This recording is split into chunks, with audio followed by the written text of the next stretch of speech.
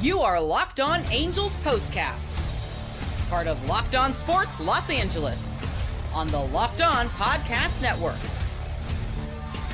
Your team every day. Well, the 2024 Los Angeles Angels continue to invent a new phrase in all of sports, and that is the home field disadvantage. That's right. The Angels fall to 6-17 at home. 6-17 at home, thanks to another disastrous start from Patrick Sandoval at home. The Angels fall 10-4 to the Cleveland Guardians in what was supposed to be a huge response to a great road trip, a 4-2 road trip to open up the AL West. But they come home and the Angels get embarrassed 10-4 thanks to a disaster outing from Patrick Sandoval and a little bit of other foolishness. Hello, Halo Nation. Hello, Halo hopefuls, and welcome to the latest, the third ever, and most heated edition of the Locked On Angels Postcast, coming to you live on the Locked On Los Angeles YouTube channel and after the fact, both on the channel and wherever you get your podcasts on the Locked On Angels podcast feed. If you don't know who I am by now, what's going on, everybody? My name is Gavin Carlson. I'm in not my first, not my second, not my third, but my fourth year as a credentialed journalist here in the Los Angeles area. More specifically, I've covered UCLA football, men's and women's basketball, and also UCLA softball, who I believe are playing right now in the NCAA tournament. But enough about me, enough about other sports. It's time to talk about our Angels because, boy, I've never been more fired up after a game, maybe in my life. And there's been plenty of really aggravating games in the history of the Los Angeles Angels. But for so many reasons, I'm fired up. And it just so happens that this is the first time I'm fired up on a postcast. In today's show, we will discuss a horrible, frustrating outing from Patrick Sandoval and how he continues to struggle at home. He is now 0-5 in 2024 at home. I think 6-24 in his career at home. At some point, it's not a coincidence. We'll talk about that. We will talk about more foolishness, both on the bases and in the field. We had running into a tag, almost costing a run. We had a reliever throw the ball over to first base when there's nobody there. We have Kyron Paris just ignoring a force at second and then having a late throw to first. More foolishness. We'll talk about that. And finally, here's my big take. The Cleveland Guardians in 2024 are exactly it's a blueprint for what the Angels could be if they, did the little things that we were promised with the Ron Washington era. We will talk about all of that after we talk about the sponsor of today's show. It is FanDuel. Today's episode is indeed brought to you by FanDuel. Make every moment more. Right now, new customers get $150 in bonus bets with any winning $5 bet. That's $150. $150. That's a lot of money. With any winning $5 bet. What a deal. So visit FanDuel.com/lockedon to get started. And with all that being said, let's dive into this one because wow. Patrick Sandoval, what happened, buddy? What happened? We know that we know that he has a temper that he struggles with. We know that in 2024, he's not been great, but this might have taken the cake for his worst performance of the season, his most frustrating performance of the season, and for so many reasons. And real quick, I will say shout out to everybody here. Thanks so much. Make sure you leave a like to let me know you're enjoying what's going on. Leave a comment. I see Daniel Barry in the comment section. Been here every time. Shout out to you. Please leave a comment. Let me know how I'm doing. Let me know your frustrations about this game. But let's talk about Patrick Sandoval, okay? Because we all knew coming in, the stats were already there. 0-4 this season at home. 6-24 or 6-23, I believe, at home. I'll get that number right by the end of the video. Not good at home. We'll leave it at that. And there was just so many things to be frustrated with Patrick Sandoval with tonight. Yes, it's 6-24 now at home. I got it right. Thank you. But let me talk to you about why I'm so frustrated. I'm sure you all are so frustrated with this start. It started in the first inning. A 1-2-3 inning. If you're just looking at the box score, and some of you might have not watched this game. If so, lucky you. I'm jealous to some degree. Patrick Sandoval in the first inning goes 1-2-3. So you're thinking, what could have possibly gone wrong in that inning? You could just tell right away, at least in my opinion, and I'm always going to be honest with you on this show. I'm not going to be a Monday morning quarterback. I will keep saying that. I'm going to be honest with you. And right away, even in a 1-2-3 inning, I could tell bad things were on the way for Patrick Sandoval. He comes out and he just looks frustrated on every pitch. I think the second at bat of the game, he strikes somebody out on a slider that was supposed to be outside. It happened to be inside. He missed his spot, whatever. It ends up in the zone. You end up with a strike 3 looking. And yet, what does he do after? He's shaking his head. I get it. You wanted the pitch to be in a different spot, but you got the strikeout. Just stop being so frustrated. You're not Nolan Ryan. You are not an elite pitcher yet. Calm down and be happy you got the strikeout. In that first inning, he also gets a pitch clock warning. And we will come back to that in a second. First inning, 1-2-3. It's okay. Then you get some help. Luis Rengifo, who continues to be one of the hottest players on the planet, hits one out. And you've got a 1-0 lead coming out to the bump in the second inning. You've got a 1-0 lead. You're at home. You've been awful at home. Calm down. You got a lead. And what does he do in the second inning? What does he do? He starts the collapse, okay? 2 1-out walks where you can tell pretty early he can't locate the fastball at all. Whether it's a fastball, a sinker, a two-seam, whatever you want to call it, he can't locate it at all. So early on, he's throwing all these balls with these hard pitches.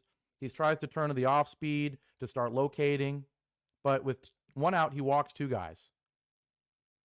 And what's pissing me off now is then every pitch, after you already get the pitch clock warning in the first inning, every single time the pitch clock's at 1.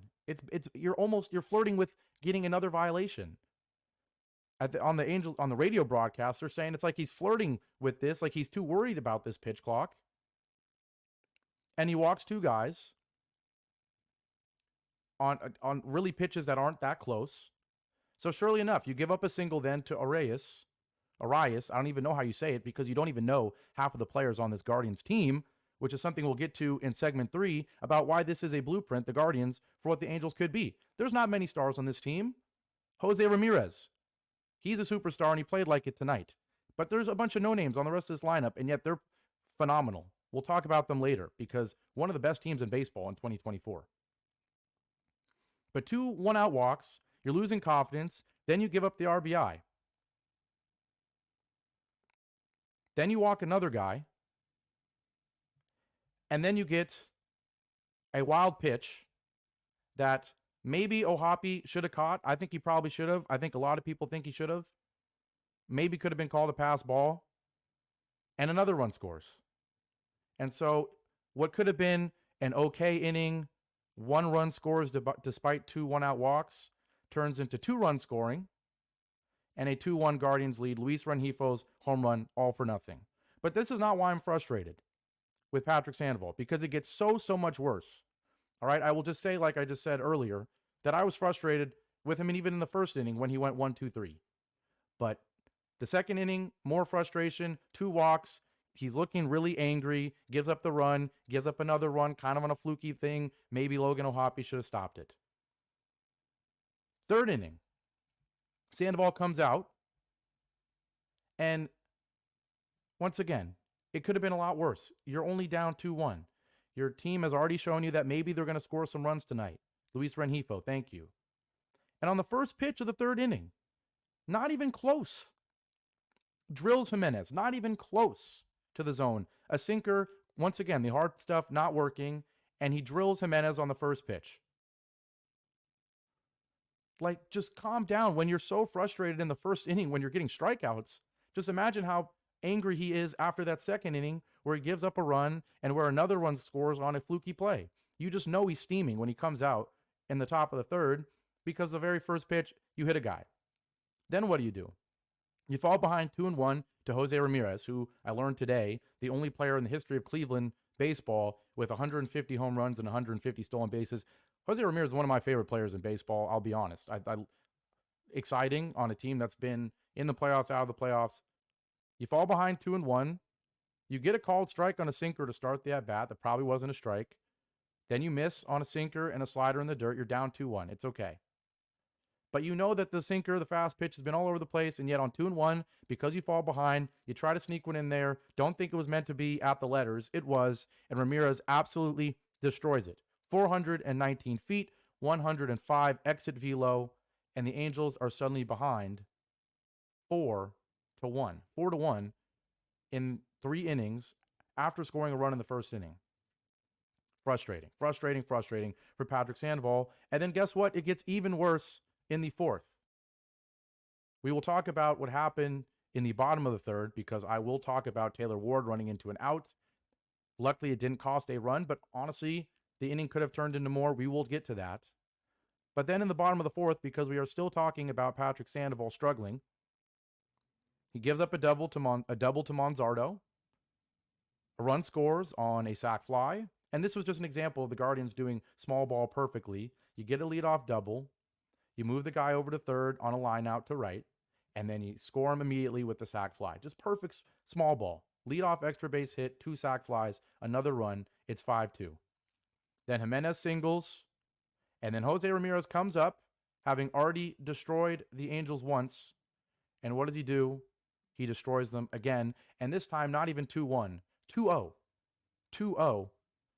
Sandoval falls behind on a sinker and changeup, both nowhere near the zone. At this point, he's a mess. Emotionally, you know it. Patrick Sandoval's a mess. He sneaks in a curveball on 2-0 to get to 2-1, and then he hangs a slider right down the middle, maybe a little bit below the middle, still plenty in the zone, and Ramirez hits this one another 400 feet, 100.6 exit velo, and it's 7-2 Angels. And then there's one more. I almost forgot that there was another one. Josh Naylor on the very next pitch destroys a ball to right center field, 399, 102.5 off the bat on the very first pitch, because now Sandoval is afraid of the fastball and he tries to sneak in a slider to open up the at-bat, and it's crushed again. So 8 earned runs for Patrick Sandoval, and he finally comes out of the game. 3 2/3, 6 hits, 8 runs, 4 walks. He hit a guy, 3 home runs, just 4 strikeouts, and Sandoval falls to 0-5 at home in 2024, 6-24 in his career at home. Disaster. I don't even want to get into the bullpen. I will, because Jose Suarez comes in, and what does he do? Well, it only takes him 2 pitches to give up another home run. Another home run in the 4th inning to basically put this one away in the 4th inning. Somehow the Guardians only score 1 more the rest of the game in the 5th to make it 10, a big 10 spot, but it doesn't matter. The game was basically over at that point, and I'm not going to ask the Angels lineup to score 10 runs. All right, this 4 runs, maybe not the best, but the game is over by the 4th inning at home. The fans are booing Sandoval off the mound when Ron Washington finally pulls him, and the home field advantage that's supposed to be there is just wiped clean multiple times. And it starts, I'll say it one more time before we take our first break. This might be a long edition of the Locked On Angels Postcast because I'm fired up. But it all starts, in my opinion, in the 1st inning. Why is a pitcher shaking his head, looking angry on a strikeout in the second at-bat of the game just because he missed his spot? When you are known to be a hothead and known to fall apart at times, and surely enough, it gets you in the 2nd, in the 3rd, and in the 4th. And that was it for Sandy. A very disappointing performance from him, and a 10-4 loss for our Angels to open up this homestand after such a great road trip. Gosh. We're going to take a quick break, our first break of tonight's episode of the Locked On Angels Postcast, coming at you live on the Locked On Los Angeles YouTube channel. A quick break, and we will be back to discuss more foolishness, not just the pitching from Patrick Sandoval, but both on the bases and in the field by veterans, by young guys, by people making their debut, everybody with foolishness on this Friday night. We're going to take a quick break here on the Locked On Angels Postcast, and we'll be right back.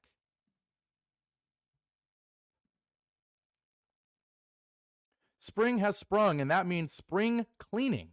Whether that means stocking up on cleaning supplies or swapping out your winter clothes for new spring clothes, make sure you're using Ibotta and get real cash back with every purchase. Shout out to Ibotta for being one of the sponsors of today's postcast. Ibotta is a free app that gives you the most cash back every time you shop on hundreds of items, from groceries to beauty supplies to toys.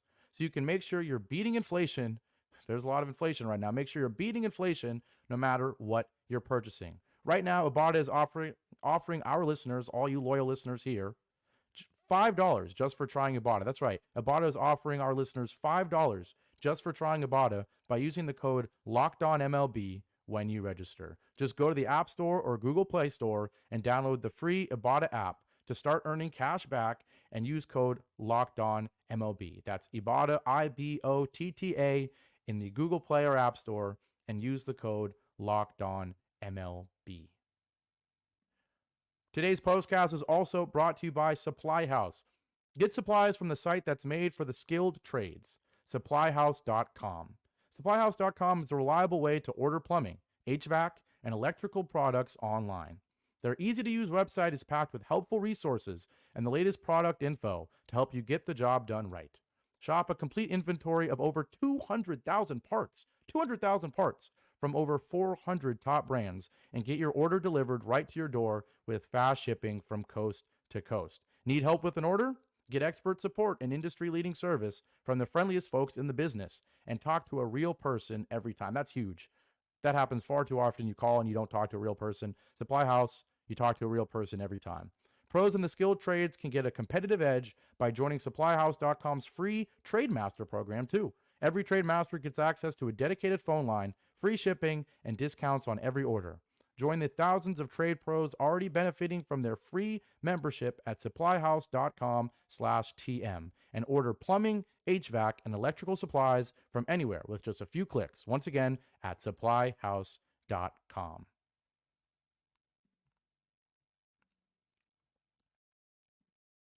Once again, you're listening to the Locked On Angels Postcast, coming at you live from the Locked On Los Angeles YouTube channel and after the fact, both on the channel and wherever you get your podcasts on the Locked On Angels podcast feed. Once again, I'm your host, Gavin Carlson, as the Angels get destroyed 10-4 at home in a series opener against the first place Cleveland Guardians.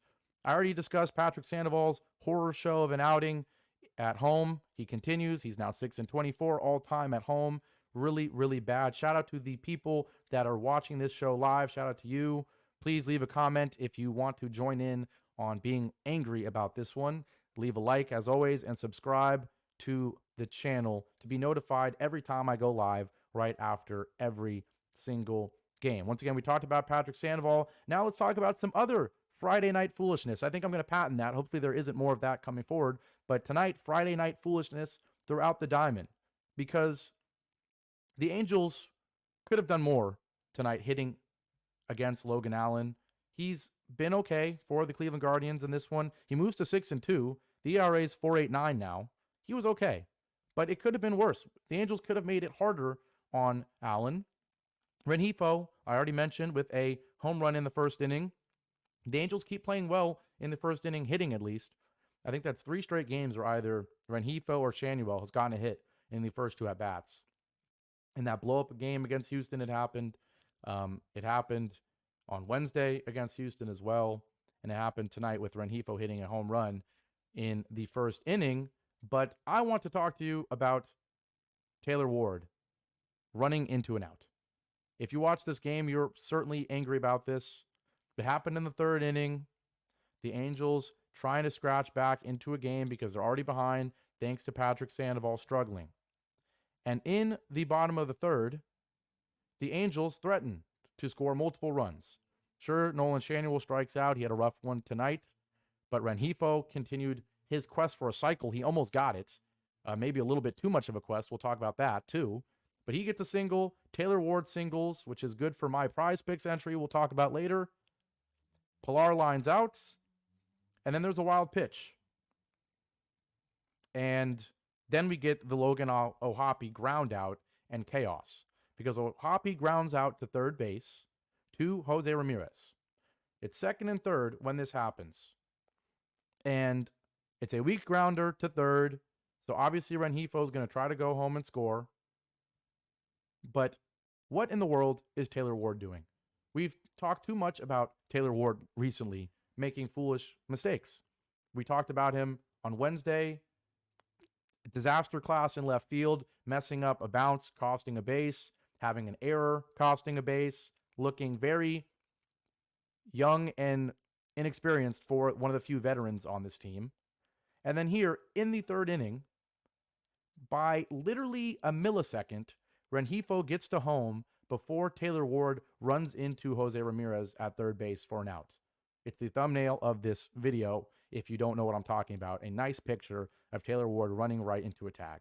And why does this anger me so much?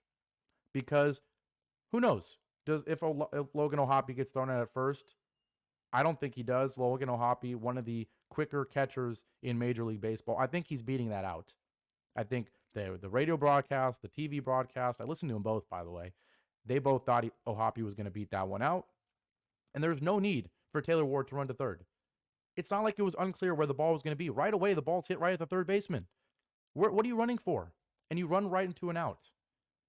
Same thing happened with Rengifo getting picked off between second and third in one of those Astros games. And Warren Washington came out after the fact and said, wow, I guess I got to tell people how to run the bases, basically, despite Rengifo being a veteran. Taylor Ward a veteran, and he runs into an out that ends the inning. You're lucky you got that run. At this time, it's still a 4-1 game. It becomes 4-2. But if it stays 4-1 because of that, would have been even more infuriating. You're lucky the run counts, but you end the inning when there could have been more on the way. It's not like Allen was dominating this one. But you run into out 3 and you kill the rally. But that's not the only dumb thing that happened tonight. Not the only dumb thing. I tweeted it. If you're following me at Gavin Carlson _ on Twitter, I said Sandoval terrible outing, Taylor Ward blunder, then Kyron Paris gets a ground ball. I don't even remember which inning. When there's an easy force out at second. It's a backhand play. It's not an easy play. Going to be a tough play at first, certainly. But just throw the ball to second. Rengifo's right there. It would have been the end of the inning. But Paris doesn't see second base, forgets it exists, tries to throw the hitter out at first. And Kyron Paris doesn't have the arm for that. I mean, I don't think anybody has the arm for that. He didn't have enough time. Runner safe. Why? And then I mentioned that Contreras comes in later in the game, and he throws a pickoff attempt to nobody. Just so many foolishness, so many plays showing foolishness. And sure, Contreras is making his Angels debut. Kyron Paris getting the rare start at shortstop because Zach Neto was out. We'll talk about that later. But it almost all starts with Taylor Ward and his base running blunder, because then the young guys look to the veterans as a model. And if Taylor Ward can't play left field in the Houston series, and he can't know to not run into an out and almost cost a run here at home on Friday, then what do you expect the young guys on this team to do? Kyron Paris with a misplay at short. Rengifo, I didn't even mention, he tries to stretch a double to a triple when you're down 8 runs. Why? Is he going for the cycle? Is that all there is to worry about now in this game because you're already down a gajillion runs, Patrick Sandoval? Gosh, there's so many reasons to be upset, and I don't want to be a rant guy on these postcasts. I really don't.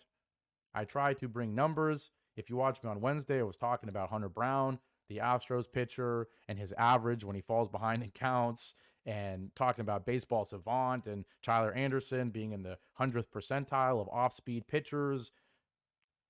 I like talking numbers. I like talking stats. I don't like ranting. But there's so many reasons to be frustrated by this performance. And in many ways, this is the Angels' experience. In many ways, it is.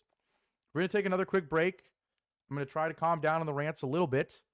And when I come back, I'm going to tell you why the Cleveland Guardians in 2024 are a blueprint for what the Angels could be. Just one superstar in the lineup in Jose Ramirez. A bunch of names that you've probably never heard of. Honestly, I've never heard of half of them. Not never heard of, but can't tell you much about half of them. And yet they are in first place in the AL Central now, 34-17. 34-17. They have 17 losses total. The Angels have 17 losses at home. Think about that for a second while we take a quick break here live on the Locked On Los Angeles YouTube channel. This is the Locked On Angels Postcast. I'm going to take a quick break, and we'll be right back. Now, today's show is brought to you by FanDuel. It's winner take all time in the NBA and NHL, and it's the heart of baseball season. And FanDuel is giving you a shot to bring home a big win of your own. Look, if you don't know what FanDuel is, it's the best place to bet on sports. If you're in a state where you can do it, I highly recommend it. I know it's not the case here in California, but all throughout the country where it is legal, if you're in a different state, I'm certainly not always in LA. And when I'm in different states, I go straight to FanDuel because it's the best place. You get the best lines. They have great promos. And they have things such as this right here. Right now, new customers get $150 in bonus bets with any winning $5 bet. That's just one of the reasons why FanDuel is the best. Once again, I'll repeat it. Right now, new customers get $150 in bonus bets with any winning $5 bet. That's $150 to bet on spreads, money lines, player props, and more. So visit FanDuel.com/lockedon and make every playoff shot count, both in the NHL and in the NBA. I think the Mavs went to 2-0 tonight. I don't know. I was watching the Angels get blown out. But yes, FanDuel.com/lockedon and make every playoff shot count. FanDuel, America's #1 sportsbook. Visit FanDuel.com right now. Once again, you're listening to the Locked On Angels Postcast, coming at you live from the Locked On Los Angeles YouTube channel. Easily the most frustrated I've been on a postcast. I know it's just the third one ever, but a reason to be frustrated as the Angels get blown out 10-4 in the series opener against the first place Cleveland Guardians. And that's where I want to end today's episode. I don't even think I need Ron's report card tonight because there's not much you can do when your starting pitcher goes out there and lays an egg. Maybe you could have taken him out earlier. It's not like the Angels have the best bullpen in the MLB. They certainly do not. But you know who does have one of the best bullpens in the MLB? You know who is one of the best teams in the MLB? The Cleveland Guardians. And once again, I'll say it again. Not many superstars on this team. The days of Francisco Lindor are gone. The days of Corey Kluber are gone. It's Jose Ramirez and a bunch of young guys that you haven't really heard of. And yet, the Guardians, 34-17, as many losses overall as the Angels have at home. And for many reasons. For many, many reasons. One of them, and I'll just say the Guardians, 7 wins in a row, 10 of their last 11. It's their best 50-game start since 2001. And why? Couple key statistics. Couple things the Angels know nothing about. A 2.52 bullpen ERA for the Guardians, which is the best in Major League Baseball, and the second best batting average at .302 with runners in scoring position. Finally, I stopped ranting tonight and gave you some stats. Once again, 2.52 bullpen ERA coming in tonight, the best in Major League Baseball, and second in the league with a .302 batting average with runners in scoring position. And tonight, we saw a bit of that. We honestly didn't see all of that, but we didn't really need to see that from the Guardians tonight because this game was already over halfway through the game. Now, why is this a blueprint for the Angels? Jose Ramirez tonight had 2 home runs. Obviously, the Angels have someone in their organization, on their roster, that he's not healthy and hasn't been in a while, in Mike Trout. But if Mike Trout is healthy, he, of course, can be Jose Ramirez. I sure think he's better. I think most people with a brain who acknowledge Jose Ramirez as a great player know that Mike Trout's a lot better. Mike Trout's one of the best players to ever play baseball. So if Mike Trout's in the middle of that lineup with a bunch of young, scrappy hitters like the Guardians have, why couldn't this Angels team be the Guardians? And I'll tell you why. It's because the little things that we were promised in 2024 from Ron Washington have not stuck fully. And I know, once again, I don't want to be ranty. This team is coming off a 4-2 road trip that was really encouraging. They played great baseball against 2 good teams in the division on the road in Texas, both against the Rangers and against the Astros. Angels never play well against the Astros. And they won 2 of 3. And the reason they did was because they got a phenomenal starting pitching performance from Taylor Anderson. And they got a, once in a lifetime performance from the young guys in Logan O'Hoppe, Joe Adell, Nolan Schanuel in that big homer game. They got some of that tonight. Joe Adell stays hot. Logan O'Hoppe stays hot. But it's the little things. It's the Guardians getting a leadoff double and then getting a sac fly and getting another sac fly and moving that guy from second to home on no hits once he gets there. Because the Angels had a similar opportunity, I think multiple times tonight, and they did not do that. Kevin Pillar tried to get a sac fly, wasn't deep enough. It's the little things. It's running into outs at third, like we already talked about, that are preventing this team from being elite. And I know Ron Washington was not promised this lineup. He thought Mike Trout was going to be there. He thought Brandon Drury was going to be there, who we learned today is still progressing. Miguel Sano has a chance to come back soon. Good news, Zach Neto will be back apparently later in this series. But I know Ron Washington was promised a better lineup, and I know that the expectations were low. But games like these where it's not even close, where not a single thing goes right, where it's a circus out there, a clown show, that's what we can't have if we're Angels fans.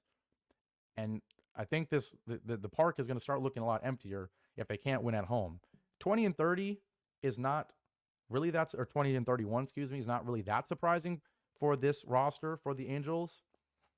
But when you're 500 on the road and 6-17 at home, that park is going to look empty. The team doesn't care if you're 500 on the road, if you're not a good team and you never win at home. Win all your games at home, lose all your games on the road. Like that would be better than this, obviously. So a really frustrating game. Ron Washington, I don't really want to give you a grade right now. Once again, your starters didn't play well. Like I said, small ball could be played a lot better, but it's not really manager issues. It's veterans making foolish plays. That's what you can't have when there's a bunch of young guys other than that. Hopefully Zach Neto coming back tomorrow. Hopefully someone other than a pissed off Patrick Sandoval on the mound will lead to a better result as the Angels try to turn things around at home and get back in this series with the Guardians. I will end with some positivity because if you follow me on Twitter and if you've ever watched a postcast, you know that PrizePicks is often a sponsor of this show. And I promised you guys on Wednesday that I would share my PrizePicks slips every day. And today, hope you can see that on the screen. Look at that fancy technology. I hit my PrizePicks slip today. Coming into the game, there was only 3 guys in the Angels lineup that had gotten a hit in their career against Logan Allen, and 2 of them were Taylor Ward and Kevin Pillar. So I bet on them. Excuse me, not bet on them. I picked them more or less on PrizePicks to have at least a hit, at least a base. They both did that. And by the chin of its chinny chin chin, Logan Allen needed over 16.5 pitching outs, and he got 17 because I figured he would be pretty solid against the Angels because, to be honest, who isn't? But hopefully that's a positive way to end an otherwise pretty negative Angels postcast here on Locked On. I mean, hard to be pretty positive when your team, the Angels, gets blown out, gets embarrassed, poor starting pitching, foolishness on the bases and in the field, and a team that's not really much more talented than the Angels is 34-17 while the Angels are 20-31. So that'll do it for this edition of the Locked On Angels postcast, coming at you live from the Locked On Los Angeles YouTube channel. I'm going to give a quick shout out to Daniel. He's been here every single day. And we're just on postcast number 3. So this postcast will continue to grow, and it will grow if you hit that like button, if you hit the subscribe button, if you leave comments, both while you're here live or after the fact. Go ahead and follow me right there. You can see it at Gavin Carlson _ on Twitter/X to see me rant about the Angels in text form instead of words. And to be notified whenever I'm going to go live, leave your thoughts both in the comment section and there on Twitter/X. Once again, the Locked On Angels postcast. The Angels get blown out 10-4 at home and continue to play home field disadvantage baseball in 2024. Thanks so much for watching. We will certainly be back tomorrow, hopefully after a better result. Once again, the Locked On Angels postcast live on the Locked On Los Angeles YouTube channel and after the fact on the Locked On Angels podcast feed, wherever you get your podcasts. Thanks so much, Halo Nation. Let's try to stay positive. It's Friday night. Have a good Friday night. And tomorrow night, let's hope things will look about a lot better. But for now, I'm Gavin Carlson, signing off. Halo Nation, goodbye.